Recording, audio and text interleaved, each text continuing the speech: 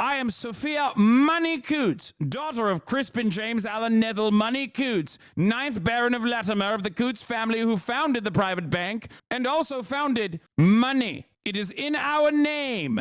I don't have to work for a single moment for the rest of my life, and yet I still spend every waking hour making the next generation's lives all that much worse.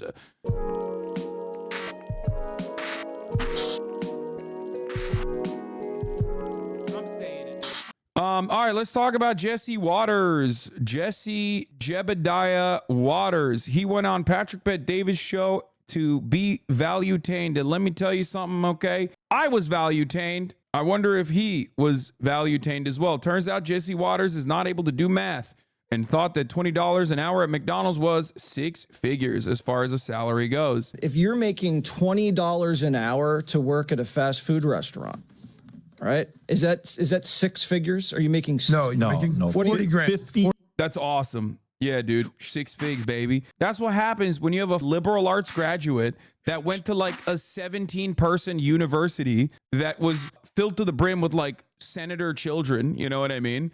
And then you got an English major and all you do is LARP as like this STEM-loving conservative person. It's also ironic because like 6 figures ain't shit no more either, depending on what part of the 6 figs we're talking about, depending on what border of the 6 figs you're at.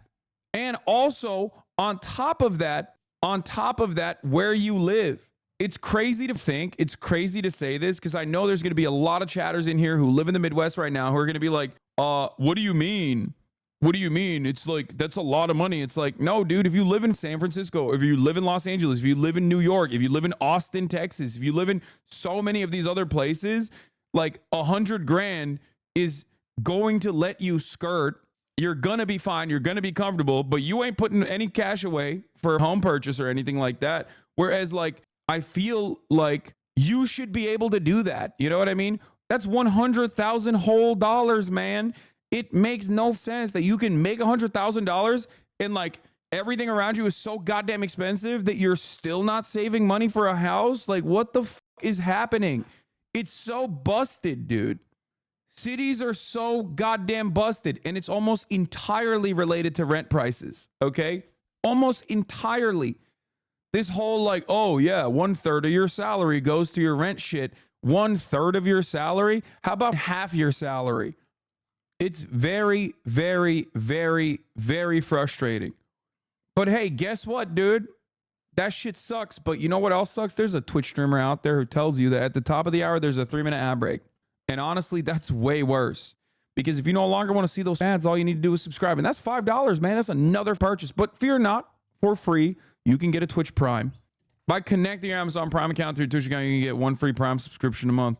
We have $250K combined in a city. Our mortgage is $2K a month. Student loans, $2K a month. Daycare, $1.6K a month. Everything is insane. At least you have a house that you have a mortgage on. So that's like, you're unironically better off than most people at that point.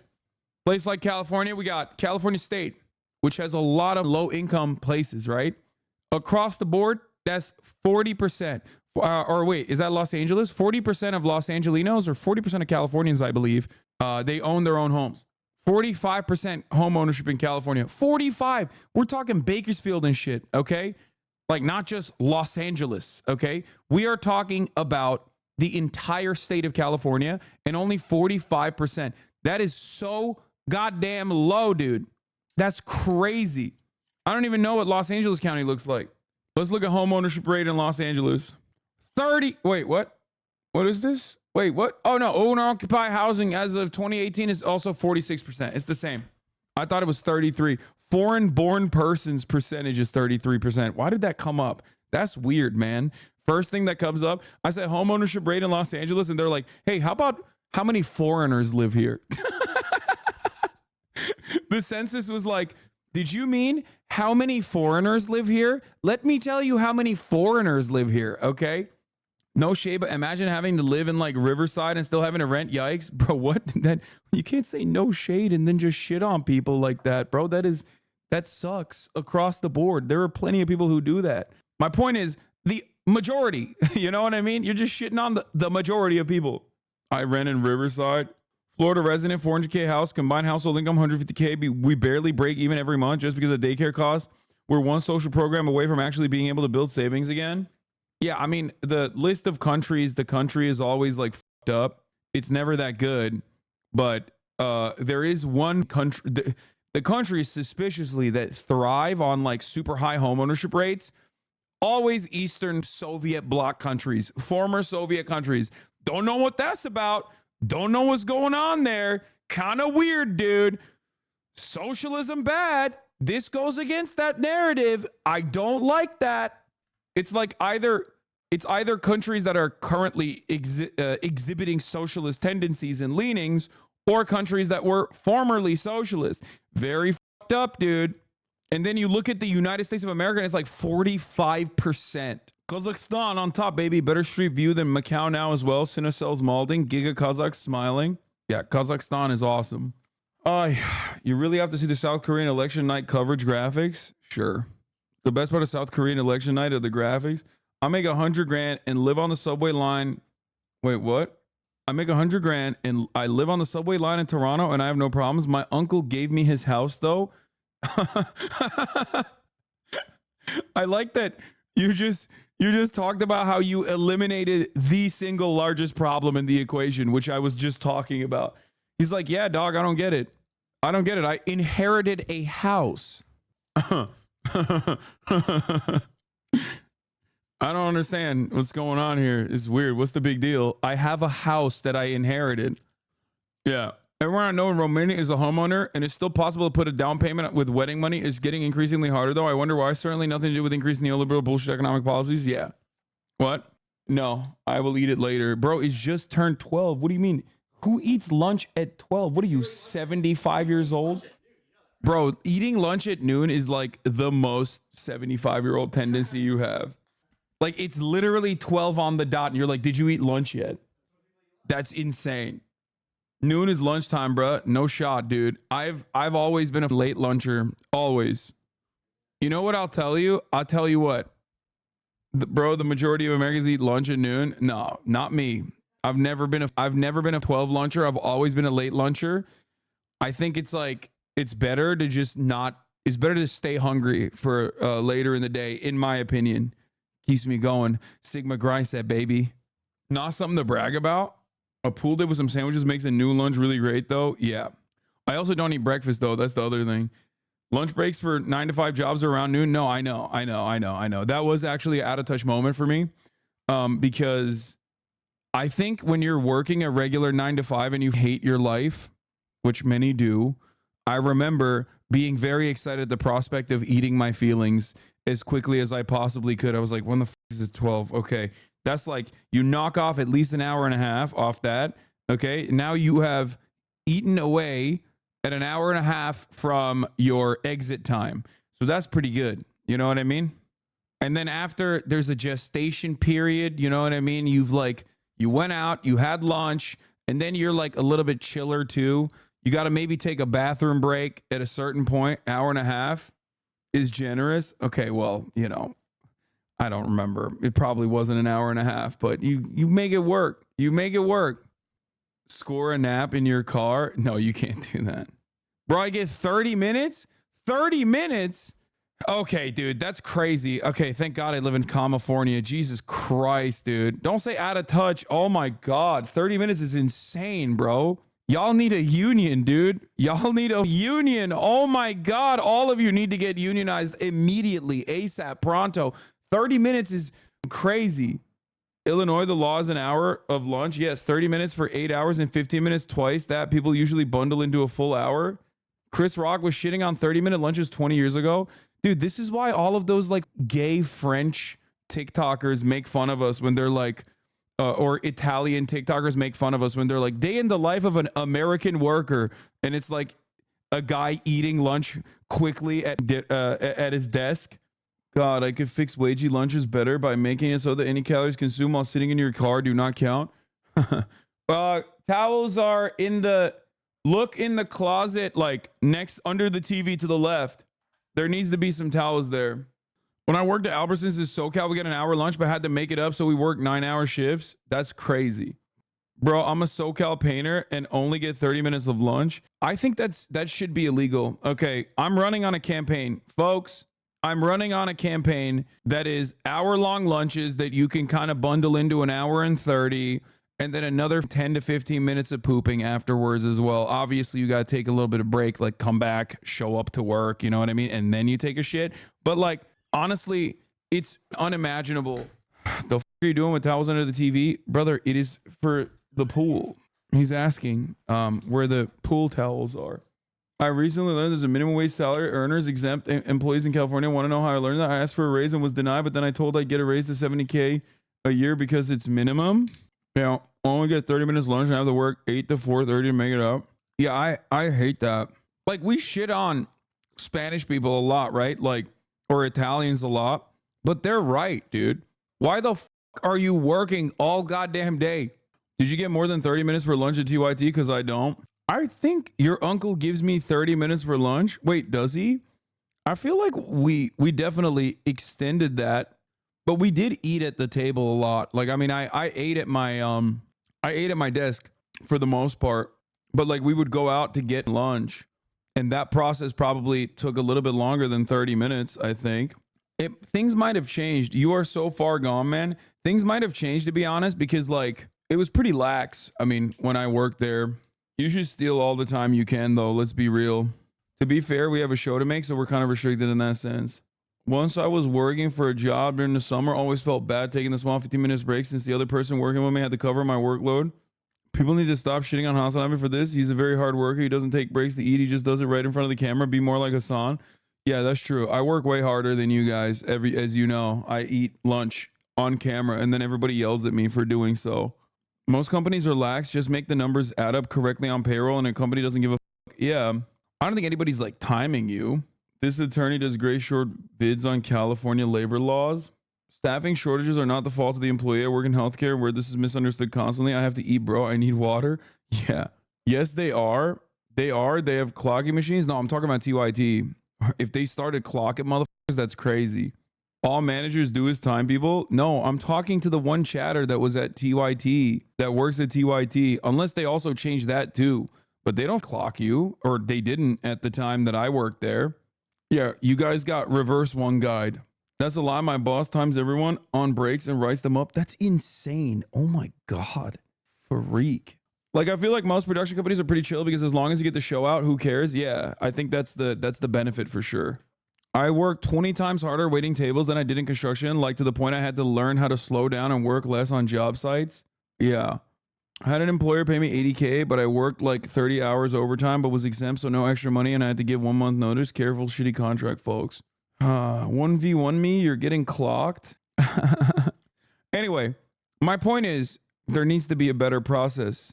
And honestly, that better process starts with hour-long lunches that actually you can extend into an hour and 30. Then you take another 15 to 30 minute poop break afterwards. Not immediately after, but like later down the line. Okay? Bullshit. And you got to pay for it. Ridiculous. Ridiculous, dude.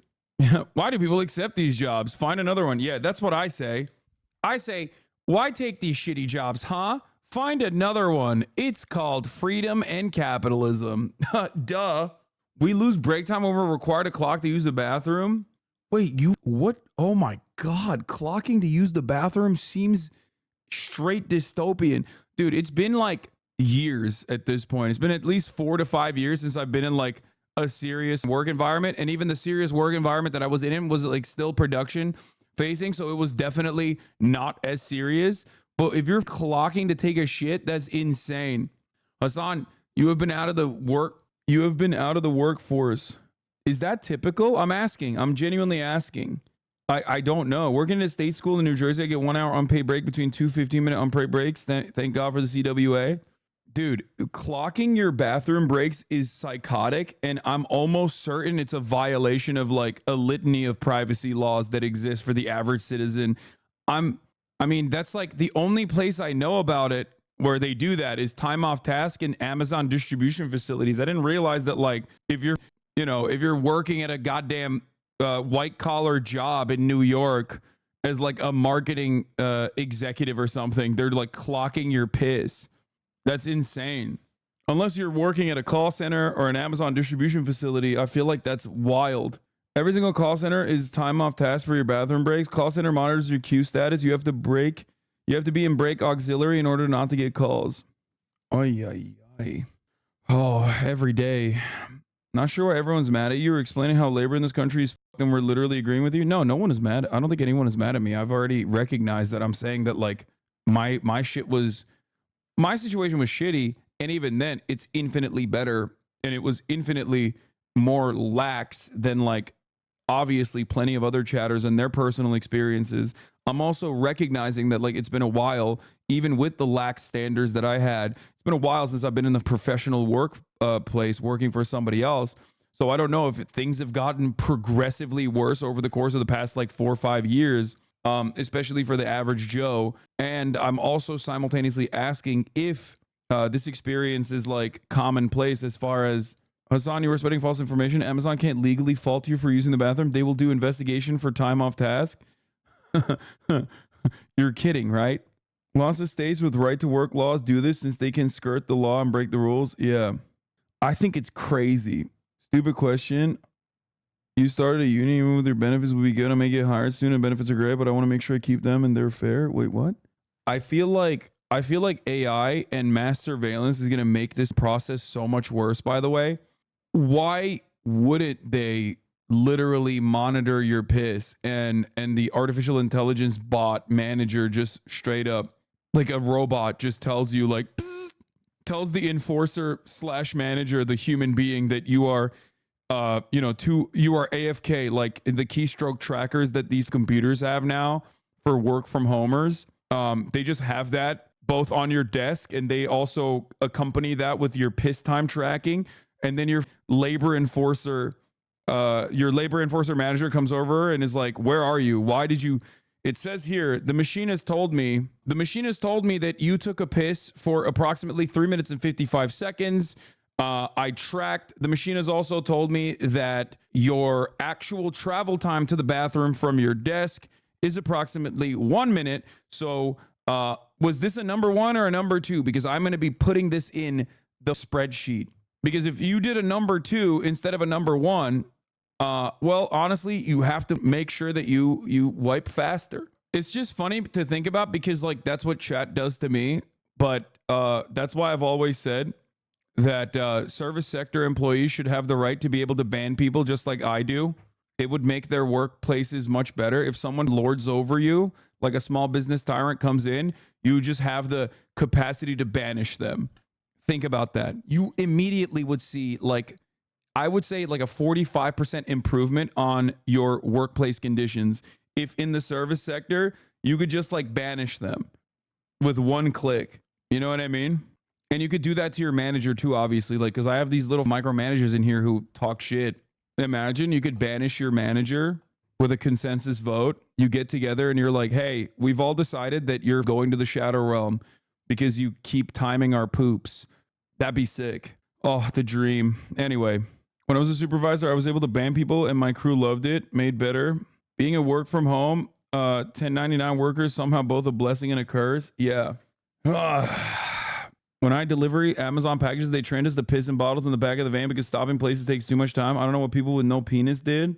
I'm too busy to approve your lunch or bathroom request. Hasan is getting one guide and I'm locked in, me as a supervisor. Have you ever worked in the service industry? No. The only client side work that I did in the real big boy jobs was sales, which was dog shit. And I hated sucking up to people that I despised, both internally in the company, but more importantly, externally, clients. But I never worked in the service industry. And I feel like I would, I feel like they are the real heroes of society. Yeah. What did you sell? Ironic. Ads. I sold ad space at TYT. You used to work on farms. All jobs are easier now. I mean, I did also work at a farm. So that's the thing, though. Working at a farm can be shitty. No pun intended. Actually, yes, pun intended. But it's like taxing in a different way. You know what I mean? I think a lot of people don't understand it. It's like, yeah, I worked at a ranch. And yeah, that sucked. A ranch isn't a farm, Richie Rich. Bro, talk to me when you jerk off a horse, okay? Talk to me when you have to sit there and watch one of the farmhands jerk off a goddamn horse, and you have to carry that literal horse penis condom full of jizz without spilling a single drop because you're selling it, okay? Yeah, people talk about how Tacoma wept. My distaste for that shit, I think, already was existent because I'm a normal person, but it literally elevated dramatically after having to sit there and watch it happen and then have to carry the condom full of lube. Disgusting. Or not lube, condom full of horse cum. Does it smell bad? Bitch, you think I've smelled it? What are you, crazy? I was literally trying my very best not to...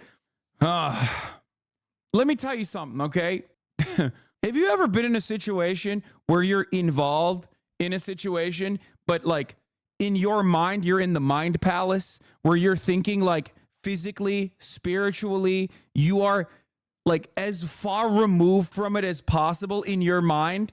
I don't know. Maybe you haven't been in a situation like that. Maybe you feel like that every day. It's one of those moments where you disassociate for protection. That was me carrying the horse semen, okay? Yes, where you're like, I don't want to be a part of this, but I am, and therefore, I'm just going to try to make this go by as fast as physically possible. Why are you defending yourself as if there's a bunch of farmers from real farms in the chat, Lamau? Most of them have probably never seen a farm. That's true. How much was that semen worth? I don't remember. That's the best job. You can sneak a little taste. You need to go to jail. You need to go to jail, take 30 seconds off, and really reconsider what you are allowed to say as jokes in this chat. This is not the Vosh community. You cannot make it. You cannot be making jokes like that.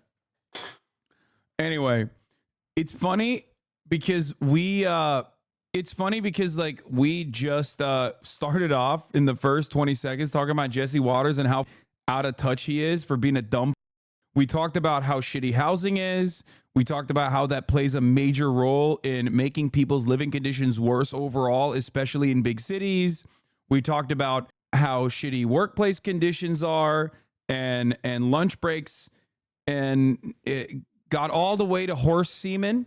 And now we haven't even finished this 38-second clip. Let's watch it. If you're from the making start. $20 an hour to work at a fast food restaurant, all right, is that six figures? Are you making? No, you're making 40 grand. 40 grand. 50 is just two exits and add a few zeros. Okay, so 40K a year. Okay, full time. 40K a year. Yeah. So, and then if your husband or wife is also there, you're making $100,000 as a family. Sure. Both working at McDonald's. 80 grand. 80 grand. That is okay. That's crazy.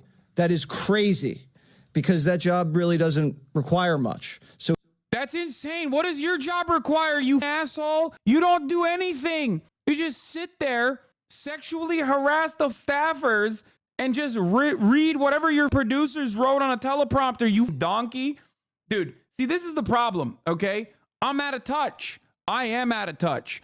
I'm privileged. I'm very privileged. I'm very fortunate. But I know my place, dude. I know. I would never be like, oh, yeah, dude, it's so much easier to just work at a McDonald's. Like, what are you doing, actually? What are you doing? You ain't doing shit. This stuff pisses me off so much. And honestly, what pisses me off further is that right-wingers get away with this out-of-touch bullshit every day, okay? Like, everybody's like, fake commie, fake socialist. There is not even remotely the same level of criticism on a guy like Jesse Waters, who spends most of his days doing commentary that is exactly this out of touch. This dude unironically says what everyone else says you say, lol. I know. That shit is so annoying. Fuck this guy, bro. Fuck this guy. So it's inflating the entire, labor sector. And the Happy Meal. And the Happy Meal. Unhappy, very unhappy. Which I'm very unhappy about. But if you're making $20 an hour to work at a fast food restaurant, all right, is that six figures? Are you making? No. This guy, oh my God. How much does Jesse Waters make? I'm going to look this up right now. Let's take a look. Let's figure it out. Jesse Waters' salary. Jesse Waters' salary. $5 million a year. God damn, son. Jesse Waters thinks McDonald's workers don't do shit for the $40K they make. One must ask what Jesse Waters does for the $5 million This article mentions his contract is 20 million. It's not even 5 million. It's 20 million.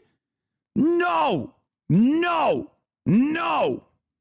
He reportedly secured a 20 million annual salary. No, Carlson's exit. No, this is Tucker Carlson. Yeah, no, that's Tucker Carlson's 20 million salary. Jesse Waters, I think, makes much less. Jesse Waters thinks McDonald's workers don't do shit for the 40K they make. One must ask what Jesse Waters does for the 5 million he makes a year. At 5 million, this asshole makes 95K per week. Yeah. Jesus Christ, dude. 5 million a year is $25,000 an hour, more than I make in 6 months. Dude, you want to know what's even worse than that? You're putting the average amount of hours put in, okay? Jesse Waters doesn't work a regular 9 to 5, chat. He works like 2 hours a day from Monday to Thursday. So no, it's not even 25 grand an hour. It's so much. It is so much higher than that. Or sorry, it's not even 21. It's not even $22,500 an hour. It is more than that. Half of which is sitting in a chair getting makeup done. Yeah, it's crazy. Anyone who takes care of my grandchildren and my food, I want them to be taken care of properly. Yeah, I just think it's, yeah, we will do Patrick Bet David. We will watch this Patrick Bet David video for sure. Meanwhile, Jesse Waters makes $5 million a year for doing marginally less sexual harassment than the previous hosts that occupied his time slot. That's what I'm going to say instead. Jesse Waters thinks McDonald's workers don't do shit for the 40K they make. Meanwhile, Jesse Waters makes $5 million a year for doing marginally less sexual harassment than the previous host that occupied his time slot. Misspelled harassment. Millennial Gen Z splurge. Groceries inflation is a wild take. What the dude, wait, what did I misspell? Oh, I put 2 R's on the harassment. Most big wig news person has worked for maybe 2 hours outside of being on air. Yeah, that's the funniest part. Like, the people who shit on service workers not being worth $20 an hour are the same people who have zero life skills and will probably be the first to go in an apocalyptic society. Yeah, I think it's ridiculous. Listen, as out of touch as I am, okay? As out of touch as I am, and let me tell you, yes, I am privileged. Like, make no mistake, I recognize that, and I try to work against that every day of my life. But the very notion that these guys get away with being out of touch and doing commentary like they know what the they're talking about frustrates me to no goddamn end. I think you would rather have a dude who's out of touch, whose heart is in the right place and on your side, than a dude who's out of touch and is advocating like he's an everyday man that works like 5 hours a week maximum, getting paid millions of dollars a year to tell you that, yeah, the working poor deserve less, as a matter of fact. I hate these people, dude. These people are unironically doing the thing that every single person accuses me of doing. Like, they are literally doing it. And yet those very same people don't get mad at these guys. If your thing is workers' rights, I think you got to get more in touch, but you're still way better than these dudes. I mean, I do directly talk to not only people in this community who are working real 9 to 5 jobs, but also straight up labor organizers on top of that. So, you know, anyway, I don't know how much more. I mean, the more, in order for me to be more in touch, I would have to quit what I'm doing and like work a real job again. Anyway, millennials and Gen Z's trendy new splurge. Groceries. Groceries are the hottest new splurge category for Gen Z and millennials. Younger generations spend more on groceries than other categories, but all generations are feeling the pinch of inflation at the grocery store. Bro, how you work in a part-time job as a side gig would actually be good, such good content? I agree, but I know that people would yell at me so much for it. They'd be like, "Oh, he's faking. It's cultural appropriation. A real jobber." Hasanabi is so out of touch with labor. I don't work 9 to 5. I work 7:30 to 3:30. That's funny. I used to do that as well. I used to work. That was my hours as well when I was at the Young Turks. Wait till the having hot water trend catches on. Yeah, I love the McKinsey report. Splurging once meant spending money on buzzy restaurants, expensive vacations, and designer clothing. These days, what is considered splurge-worthy falls in a more humble category. I wonder why. What does this say about the living conditions of the average person in the United States of America that is under the age of 45?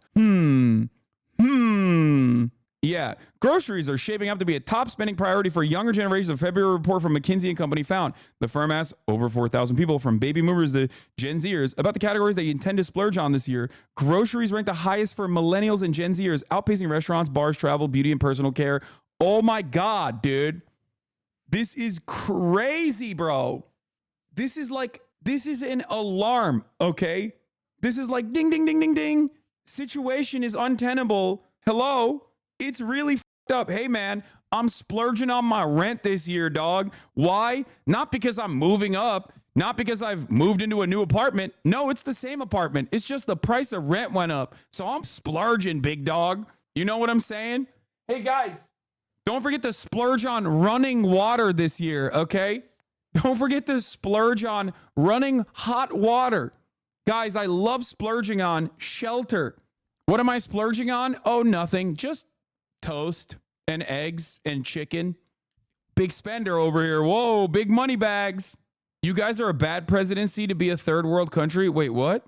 This is not like, this is a trend, okay? This is not the fault of one individual president. This is the fault of every president, okay? This is not the fault of one party, but both parties.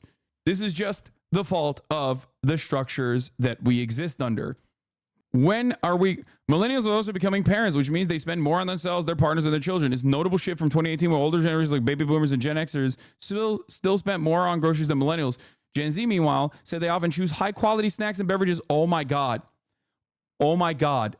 Oh, my God. We should arrest everyone that works at McKinsey. We should arrest everyone just in general. We should put them in the jails. We should take the people out of the jails, and we should put these guys in jail for writing such things.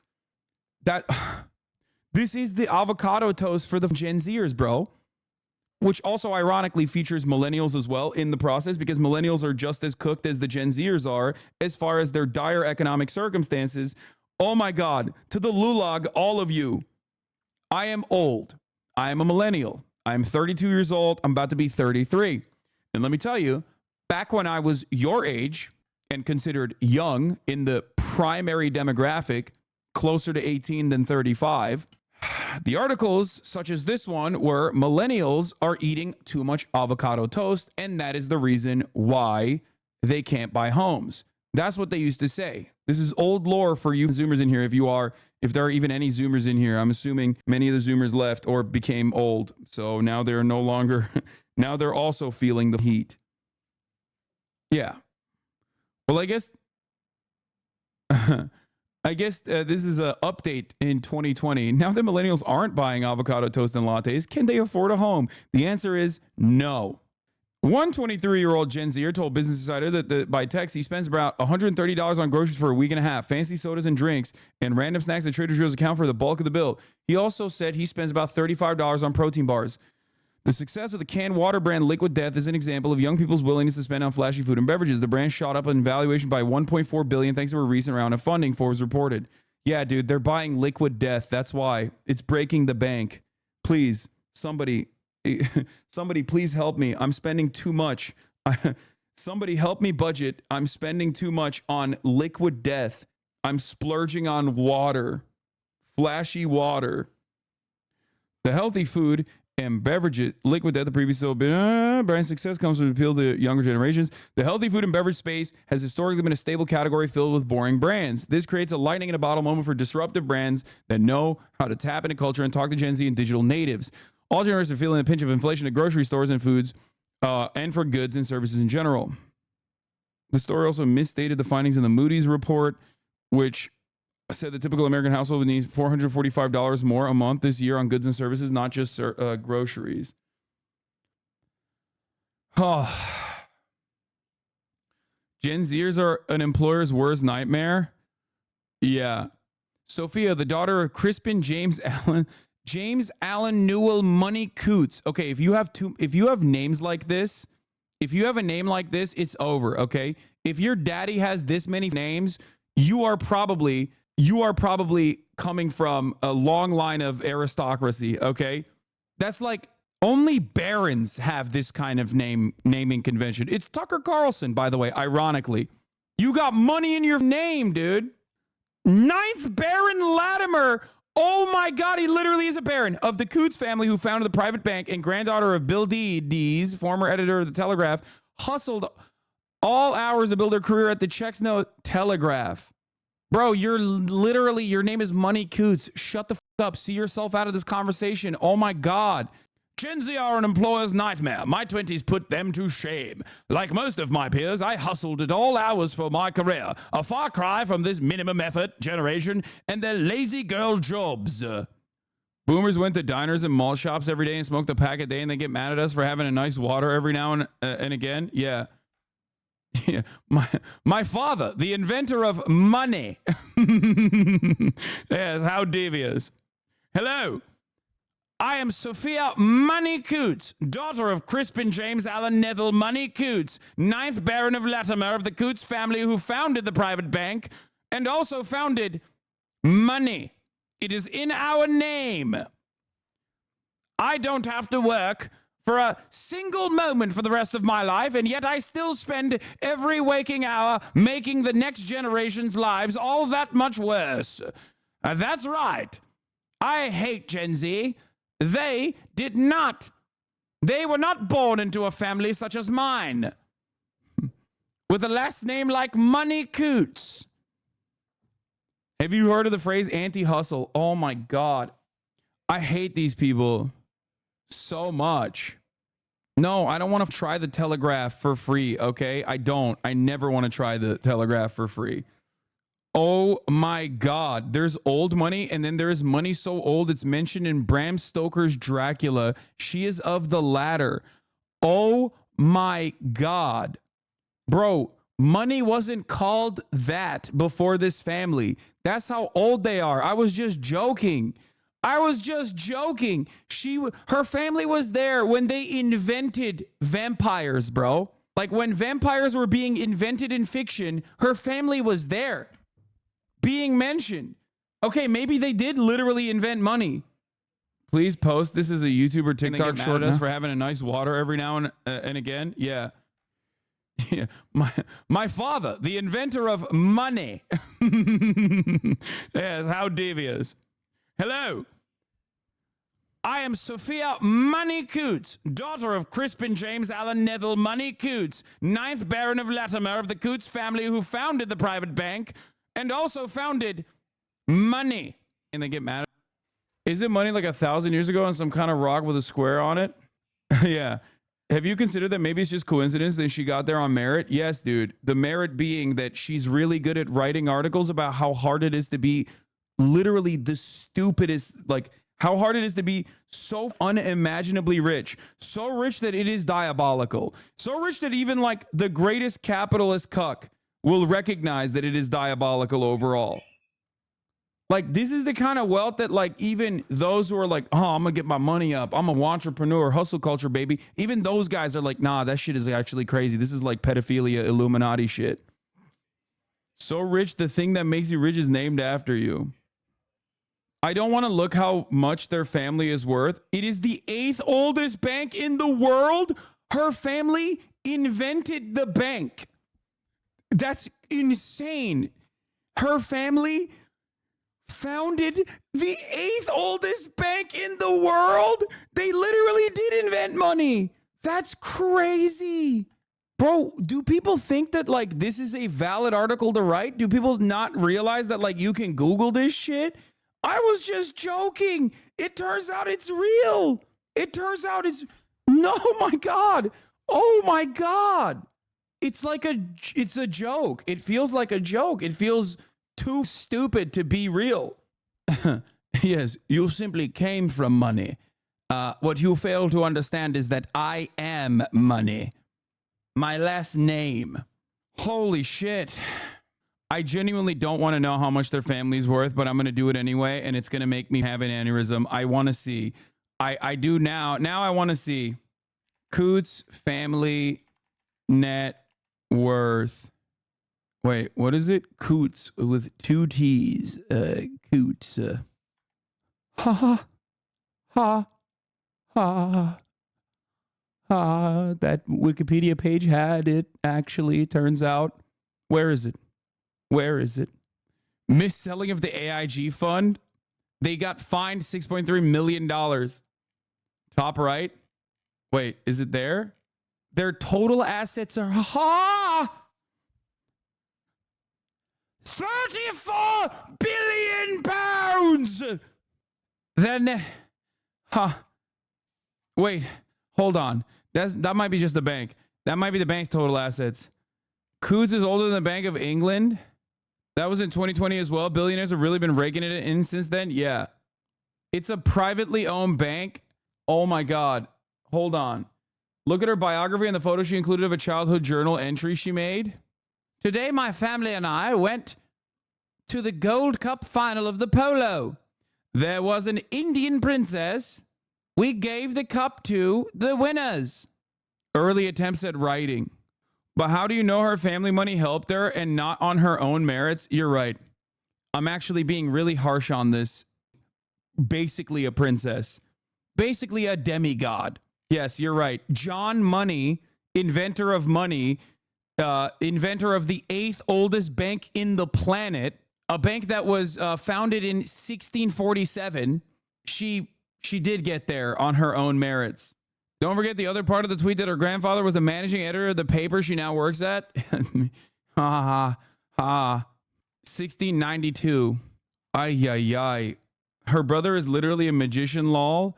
That's sick, though. That's actually cool. Like, yeah, do something fun with your life instead of, like, bring joy to the world, okay? Shock people with magic. Instead of, if you are the fail son of a omega billionaire guy who invented money, this is exactly what you're supposed to do. Like Arrested Development, okay?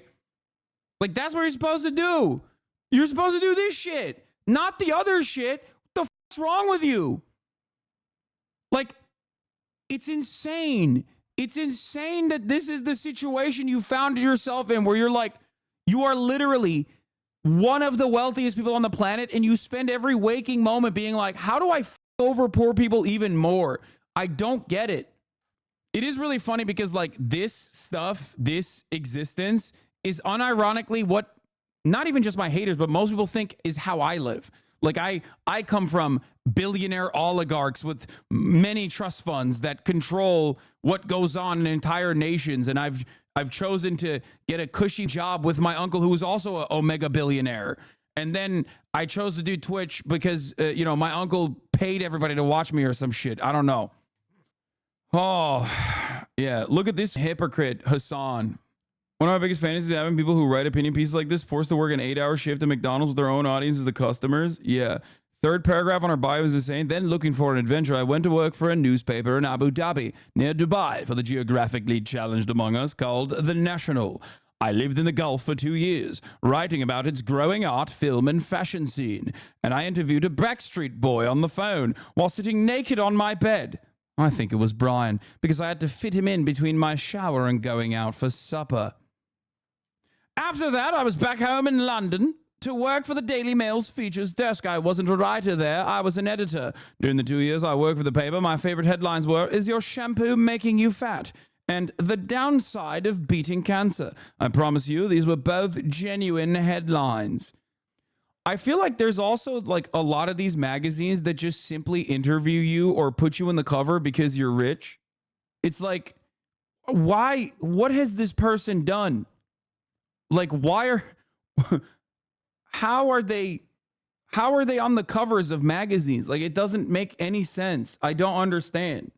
Also, you know she's old money rich because of, look at that jaw, dude. Look at that goddamn chin. You don't get that chin without a decent amount of inbreeding, okay? Without, like, your forefathers, your ancestors being like, we need to keep our wealth inside of the family. That's why you have to marry your first cousin. D'Artagnan, you must marry your sister. We have to keep the wealth inside of the family. That's what happens. Only through, like, systematic inbreeding do you arrive at such a powerful jaw like that, okay? This is extremely debatable mu-maxing theory discussion. Another banger from her. Is boarding school really such a terrible experience? I quite enjoyed it. What do you mean? Who is reading this? Who is this article for? Like 8 people? I don't get it. I mean, who's this article for? Not this one, sorry. Who's this article for? Dumb f***s, that's who. Okay, I'm done. I'm done with this brief venture into money coots, money bags. I can't do this no more. I can't believe we got here from watching Jesse Waters talk about, you know, how easy. You know who has it easy? McDonald's workers. How can you say those words?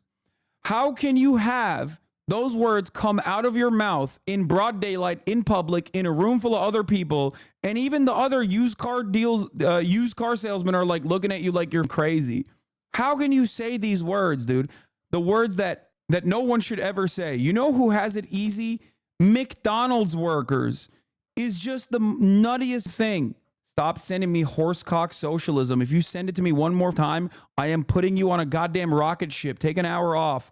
I don't care about horsecock socialism. I promise you, it's not the banger meme that you think it is. Okay? Anyway. Okay.